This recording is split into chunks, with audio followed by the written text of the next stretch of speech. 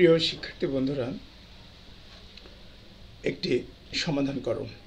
tan 2 theta into tan theta equal to 1। আমরা কীভাবে লিখতে পারি?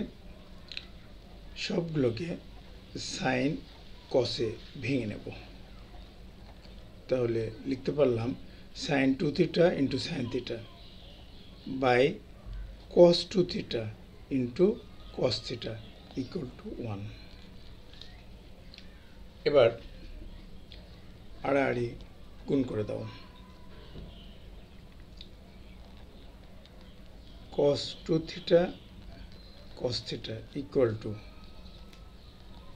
sin 2 theta sin theta. সবগুলোকে আমরা এক পাশে নিয়ে আসি। cos 2 theta into cos theta minus sin 2 theta into sin theta equal to 0।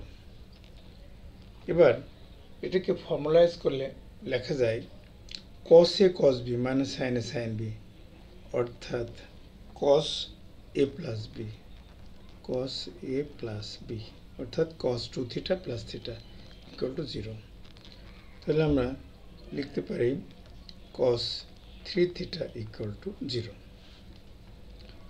এখন cos 3 থিটা ইকুয়াল টু 0 হলে আমরা অবশ্যই বলতে পারি 3 theta equal to 2n plus 1 into pi by 2।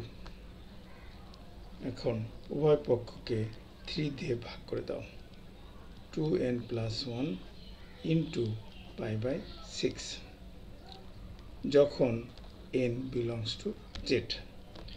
z হচ্ছে পূর্ণ সংখ্যার সেট। আমরা এভাবে লিখতে পারি। এখন এই অঙ্কটা করতে যে আমরা একটা সূত্র ব্যবহার করেছি, সেই সূত্রটা দেখো। সূত্রটা হচ্ছে এরকম, cos থিটা ইকুয়াল টু 0 হলে theta equal to 2n plus 1 into pi by 2, n belongs to z। এরকম একটা সূত্র লাগবে, তাই সেই সূত্রটা আমি তোমাদেরকে উল্লেখ করে দিলাম।